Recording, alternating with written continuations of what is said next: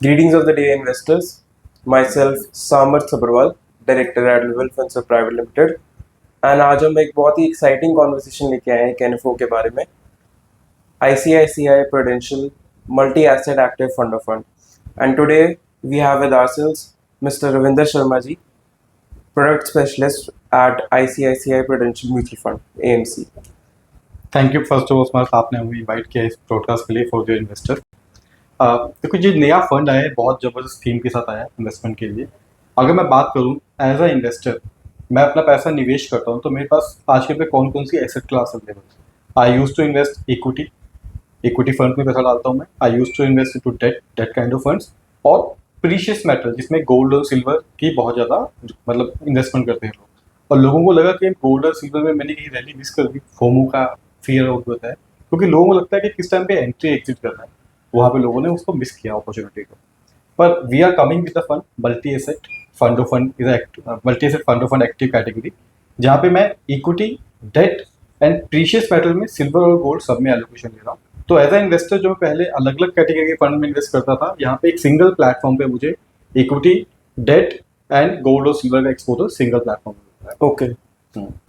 तो sir my first question would be to you is that ये minimum diversification आपने जैसे मुझे बताया इक्विटी भी होगा, इसमें डेट भी होगा, इसमें कमोडिटी भी होगी, तो मिनिमम डाइवर्सिफिकेशन आप कितना रखोगे एट ऑल टाइम? अगर मैं पोर्टफोलियो को एलोकेशन की बात करूँ तो पोर्टफोलियो के अंदर एलोकेशन रेंज क्या रहने वाला है. तो अगर इस फंड के अंदर बात की जाए तो 30% से लेकर 80%, 30 से 80% का इक्विटी का level this fund can buy. Debt की बात करें तो this fund can buy 10 to 60% into debt instrument okay. Plus gold और सिल्वर जिसे प्रीशियस मेटल बोलते हैं. On that category 10 to 30% they can invest into the in this funds. Okay sir, and आप average कितना लेके चलोगे जैसे अभी आपका फंड स्टार्ट होने वाला है? हाँ देखो, जैसे आज की डेट में बात करूँ, इसमें इक्विटी का लेवल 30 से 80 रखने का पर्पज यही है सिंपल, कि जब बाजार में सस्ता हो, बाजार में इक्विटी सस्ती वैल्यूएशन पर अवेलेबल हो, तो हम इक्विटी को एज लॉन्ग 80% तक ले सके. और जब हमें लगता है बाजार में वैल्यूएशन एक्सपेंसिव है इक्विटी साइड पे, तो उसको एज लो एज 30% के आसपास उसको लेके आ सके. जब इक्विटी लो होगा तो ऑब्वियसली बात है मैं उस टाइम पे डेट के अंदर अपना पोर्टफोलियो बिल्ड करूंगा, प्लस सिल्वर और गोल्ड के अंदर जैसे जैसे अपॉर्चुनिटी अराइज होगी तो मैं पोर्टफोलियो में 30% तक सिल्वर और गोल्ड का ऐड कर सकता हूँ. आज के डेट में पोर्टफोलियो की बात करूँ तो इक्विटी में 55% नंबर इंडिकेट कर रहा है, 55% के आसपास इक्विटी होगा, 10% सिल्वर और गोल्ड की एलोकेशन इंडिकेट कर रहा है और 35% रेस्ट इनटू डेट इंस्ट्रूमेंट के अंदर वो रिकमेंड कर रहा है आज के दिन, मतलब जो मॉडल रिकमेंड कर रहा है. ठीक है. ठीक है हम्म. सर, मैं next question to you would be कि सर ये किस इन्वेस्टर को सूटेबल होगा, कि कोई लो रिस्क है, कोई मॉडरेट है, कोई हाई रिस्क है, तो ये किस आप इन्वेस्टर के लिए आप सोचते हैं कि प्रोडक्ट उसके लिए फिट है? सर दिस इज अ मतलब इफ आई टॉक अबाउट तो ये हर इन्वेस्टर के पोर्टफोलियो में बहुत आराम से फिट हो सकता है. रीजन मीन क्या है, ये फंड ऐसा फंड है जब इक्विटी की वैल्यूएशन सस्ती होती है तो इक्विटी में एलोकेशन बढ़ा लेता है, और जब लगता है कि इक्विटी महंगी होगी तो वहाँ से एलोकेशन प्रॉफिट बुकिंग करके टुवर्ड्स डेट की तरफ अपना एलोकेशन बढ़ा देता है. और वहाँ से भी लगता है कि जब इन्फ्लेशन को बीट करने के लिए अगर बात करें जियो पॉलिटिकल इश्यूज हो रहे हैं, ग्लोबल हेडविंड्स चल रहे हैं, तो ड्यूरिंग टाइम अगर सिल्वर और गोल्ड में अपॉर्चुनिटी है तो उसके अंदर भी पैसा इन्वेस्ट हो सकता है. तो moderate kind of investor can invest into this fund जिसमें उसको रिस्क नहीं है, प्रॉफिट बुकिंग कब करनी है, टैक्सेशन कैसा बनेगा. यहाँ पे फंड मैनेजर ऑटोमेटिकली कॉल लेके आपका पैसा invest in all asset class में कर रहा है. तो moderate can be invest, aggressive can also invest, एक flavour of all the asset class. ठीक है सर. सर मेरे को आपसे एक क्वेश्चन था कि आपका पहले भी एक मल्टी एसेट का फंड है. हाँ जी. अब आपके पास ये नया मल्टी एसेट एक्टिव है फंड ऑफ फंड, तो पुराने फंड से और इस फंड में आपका क्या डिफरेंट है कि लोग पुराने फंड में डालने की जगह ये नए एनएफओ में क्यों डालें? सर बिल्कुल राइटली क्वेश्चन है आपका. मैं ऐसा नहीं बोलूँगा मेरा पहला फंड अच्छा नहीं कर रहा. दिस इज द फंड जो बहुत अच्छा परफॉर्म कर रहा है बाजार के अंदर. ठीक है. इफ आई टॉक अबाउट 2002 में फंड लॉन्च किया था हम लोगों ने, और आज 2026 है, 24 साल से वो फंड का परफॉर्मेंस बोलूँ, अगर किसी ने इंसेप्शन पे 10 लाख रुपीज इन्वेस्ट किए उस फंड में, तो आज उसकी वैल्यू लगभग 8 करोड़ के आसपास है. अच्छा. मतलब सिंपल बोल तो हर 4 से 4.25 साल के अंदर पैसा डबल होता चला गया उस फंड के. ओके. ठीक है. आज की डेट में वो 85,000 करोड़ के आसपास का फंड बन गया है. Okay. अभी उस फंड के अंदर हम लोग क्या कर रहे थे, हम लोग इक्विटी और डेट के अलावा आर्बिट्राज एज ए कैटेगरी उसमें मैनेज करते थे. Okay. पर आज की डेट में क्या है, आफ्टर टैक्सेशन चेंज तो आर्बिट्राज का चार्म इतना अच्छा नहीं रहा, और आर्बिट्राज की return last talk about last 25 years 6.5% return रही है. वहीं पे डेट की बात करें तो वहाँ पे मुझे रिटर्न कमाने की अपॉर्चुनिटी थोड़ी बेहतर है. ओके. तो in this fund we are पहला हम आर्बिट्राज नहीं कर रहे हैं, प्योर इक्विटी होगा, डेट होगा या प्रीशियस मेटल होगा इसके अंदर। दूसरा, वहाँ पे वो फंड प्योरली स्टॉक्स में ट्रेड करता है। ये फंड ऑफ फंड कैटेगरी है, तो ये स्टॉक्स में ना लेके ये फंड्स में इन्वेस्ट करने वाला है। इससे फायदा क्या होगा, डबल क्रॉस चेक मिलेगा आपको। आई टेक एग्जांपल, मैंने आज की डेट में मुझे लगता है large mid and small cap में ऑप्शन है, तो एक फंड मैनेजर लार्ज कैप का फंड मैनेजर है, वो अपने लेवल पे सारी स्टॉक सिलेक्शन कर रहा है, तो वहाँ पे उसका पूरा इन्वेस्ट होने वाला है। प्लस हमारा जो second fund manager Dharmesh Kakkar यहाँ पे मैनेज कर रहा है, तो उनका भी क्रॉस चेक मिलता है, किस टाइम पे कितना लार्ज कैप, कितना मिड कैप, कितना डबल सिक्योरिटी मिल जाती है। Double security, double cross check. तो this is the additional alpha to the investor के जो आर्बिट्राज का 1 से 1.5% एक्स्ट्रा अल्फा वहां से क्रिएट होगा, प्लस डबल क्रॉस चेक मिलेगा फंड मैनेजर के लेवल पे। ठीक दिस है is the best opportunity right now available for the investor.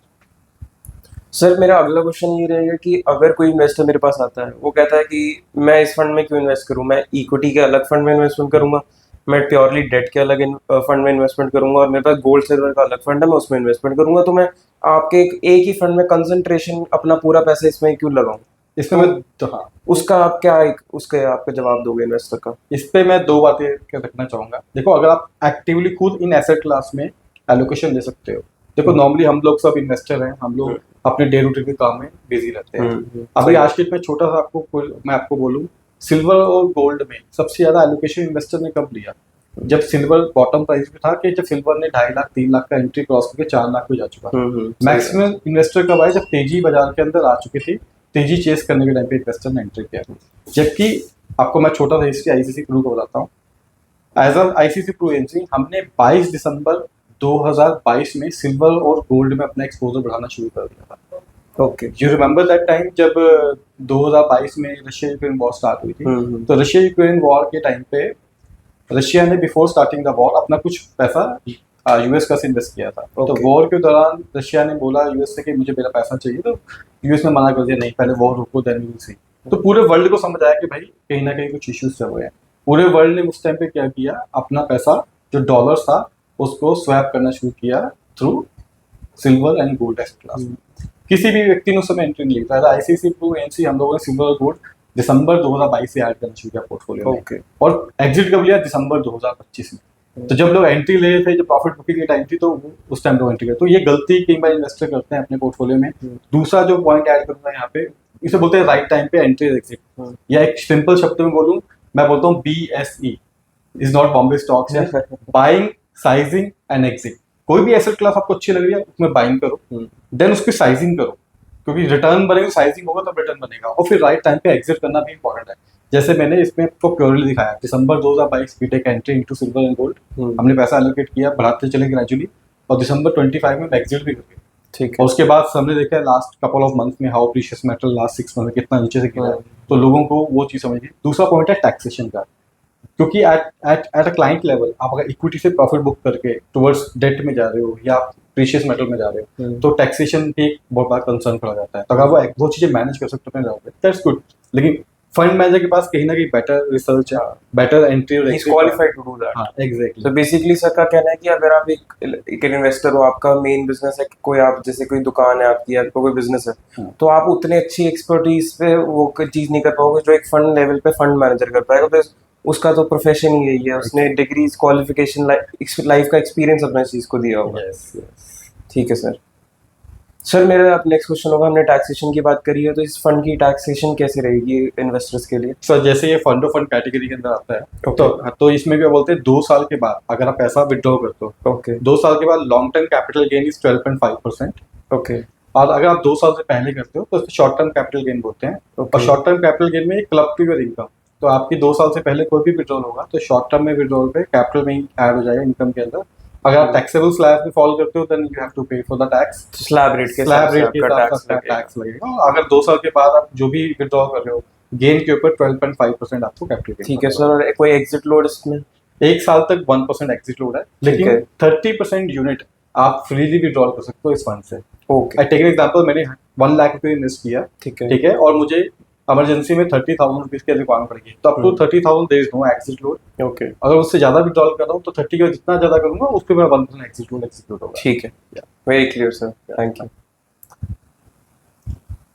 Sir मैं एक और मेरा एक जो क्वेश्चन है जो है, अगर मैं इन्वेस्टर के शूज में होकर सोचूं कि एक फंड के नाम में ही आता है कि मल्टी एसेट एक्टिव एफओएफ, तो ये active word what it suggest कि एक्टिवली मैनेज होगा, क्या मतलब है इसका वर्ड देखो का? आज की डेट में universe is very big. If I talk about share market, 4800 से ज़्यादा स्टॉक लिस्टेड है, ठीक है।